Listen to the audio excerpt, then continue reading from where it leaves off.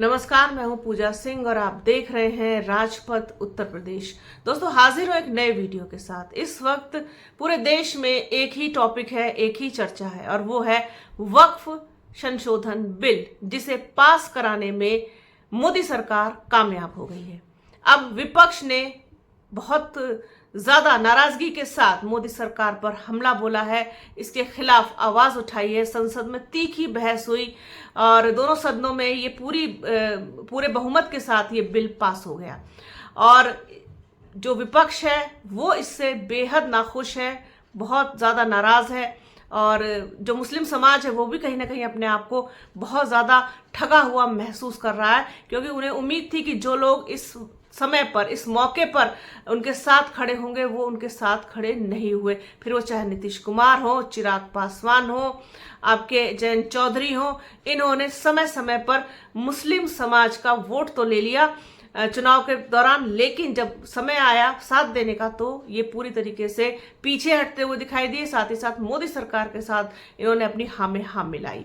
दोनों सदनों में पास हो गया, तीखी बहस के बाद, चर्चा के बाद। और अभी देखिए कि विपक्ष के कई नेताओं ने बहुत तीखी प्रक्रिया इस पर दी है। कैराना की सांसद, समाजवादी पार्टी की नेता इकरा हसन बेहद नाराज दिखाई दी, खफा दिखाई दी और बुरी तरीके से उन्होंने सरकार को सुना भी दिया। दहाड़ती हुई दिखाई दी, एक तरीके से कहा जाए तो गलत नहीं होगा। संसद में दहाड़ी इस बिल के खिलाफ, और जो महिलाओं को, खासतौर पर मुस्लिम समाज की महिलाओं को क्या मिला उसको लेकर के इकरा हसन ने बहुत कुछ कहा है, बहुत सुनाया है। साफ साफ जिस तरीके से अपने खास अंदाज के लिए जानी जाती हैं इकरा हसन, बेहद स्पष्टवादिता के साथ अपनी बात को रखती हैं, बिल्कुल क्लियरिटी के साथ। क्या कहा है वो भी आपको बताऊंगी, लेकिन पहले संक्षेप में जान लेते हैं कि आखिरकार वक्फ का मामला है क्या। तो छोटा सा परिचय आपको देती हूँ वक्फ का। वक्फ की अवधारणा इस्लामी कानूनों और परंपराओं में निहित है। यह एक मुस्लिम द्वारा मस्जिद, स्कूल, अस्पताल या अन्य सार्वजनिक संस्थानों के निर्माण जैसे धर्मार्थ और धार्मिक उद्देश्यों के लिए किए गए दान को संदर्भित करता है, यानी कि एक ट्रस्ट की तरह। वक्फ की एक और परिभाषित विशेषता यह है कि यह अविभाज्य है, जिसका अर्थ है कि इसे बेचा, उपहार या विरासत में नहीं दिया जा सकता तथा उस पर कोई बोझ नहीं डाला जा सकता। एक बार वक्फ के रूप में नामित होने के बाद स्वामित्व वक्फ वाकिफ करने वाले व्यक्ति से अल्लाह को हस्तांतरित हो जाता है, जिससे यह अपरिवर्तनीय हो जाता है। क्योंकि अल्लाह हमेशा के लिए है, इसलिए वक्फ संपत्ति भी हमेशा के लिए है। अब मोदी सरकार को, बीजेपी की सरकार को या एनडीए की सरकार को इसमें क्या जो है वो कमियां दिखाई दे रही थी, किस लिए उन्होंने ये बिल को लेके आने की जरूरत समझी और इसको पूर्ण बहुमत के साथ पास भी करा लिया।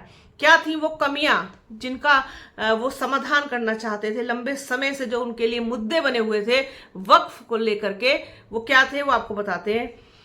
वक्फ संपत्ति प्रबंधन में पारदर्शिता की कमी उनके हिसाब से है, सरकार के हिसाब से।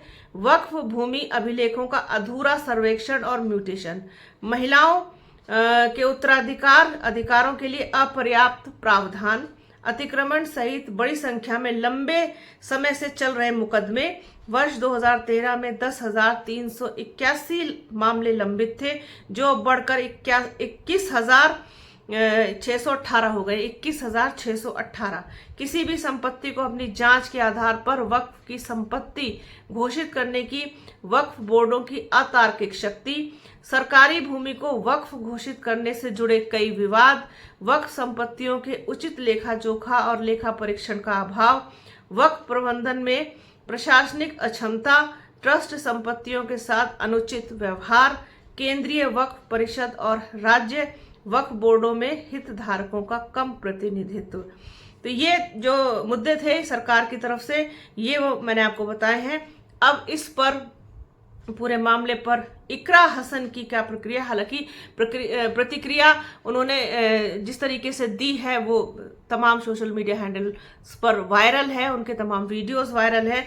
न सिर्फ इकरा हसन बल्कि जावेद अली, फौजिया खान समेत और दूसरे जो मुस्लिम नेता हैं, उनकी जो प्रतिक्रिया है वो भी मैं आपको बताऊंगी कि क्या कुछ उन्होंने कहा है। सबसे पहले जो है जानते हैं फौजिया खान, जिन्होंने इस पर अपनी राय रखी है। इसके बाद आता है सरफराज अहमद के बाद इमरान प्रतापगढ़ी, इन्होंने भी अपनी बात जो है अपने तरीके से अपने अंदाज में रखी है और इसका विरोध किया है। इसके बाद मोहम्मद जावेद जो है उन्होंने प्रतिक्रिया दी है, अफजाल अंसारी ने प्रतिक्रिया दी है। इकरा हसन ने क्या कहा है वो आपको बताते हैं। इकरा हसन ने कहा है कि इस बिल के कानून बनने पर वक्फ बोर्ड तो इस प्रोविजन से हाथ धो बैठेगा, लेकिन अन्य धार्मिक ट्रस्टों को ये सुविधा जारी रहेगी।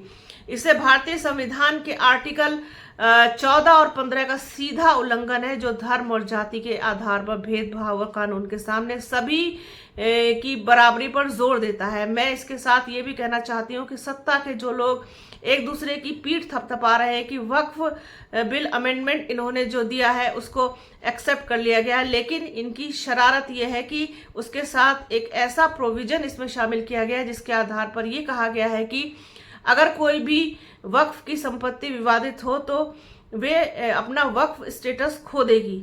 जो अमेंडमेंट इन्होंने दिया है जिसको एक्सेप्ट कर लिया गया है उसका कोई मतलब नहीं है।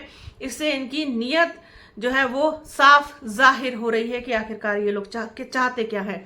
इसके अलावा इकरा हसन ने ये भी कहा है कि इनके पास मेजॉरिटी नंबर है जिसकी वजह से ये बिल पास कराने में कामयाब हो गए और ये बिल नाकों चने चबवा देगा मोदी सरकार को, इनकी नाक की नकेल बनेगा, ये तक कहा है इकरा हसन ने।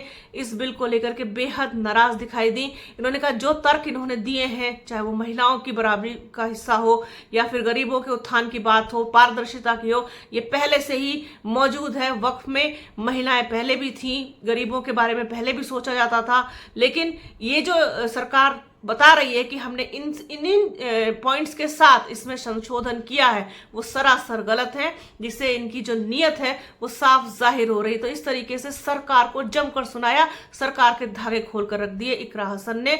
खूब दहाड़ी संसद में युवा हैं और चीज़ों को बहुत अच्छी तरीके से समझती हैं, तो उसी तरीके से वो एक्सप्लेन भी करती हैं पूरी चीज़ों को। उनके तमाम वीडियोस जो हैं वो सोशल मीडिया पर हैं, आप उनको देख सकते हैं, सुन सकते हैं। तो एक बड़ा जो मामला है इस वक्त चल रहा है देश में कि वक्फ संशोधन बिल मेजॉरिटी के साथ दोनों सदनों में पास हो गया है। पास कराने में कामयाब हो गई है एनडीए सरकार, मोदी सरकार, और इसको लेकर के पीठ भी खूब थपथपा रही है सरकार अपनी।